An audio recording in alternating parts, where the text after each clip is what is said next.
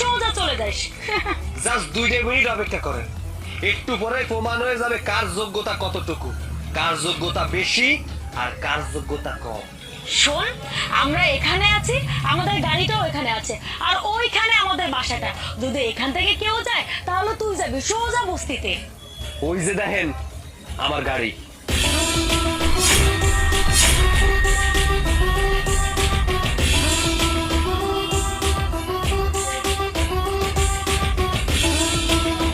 ভাই এই দেখো ব্যাগ।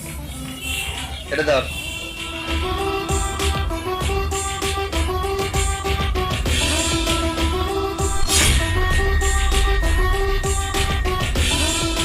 এই জায়গায় 12 লাখ টাকা আছে, গুনার প্রয়োজন নাই।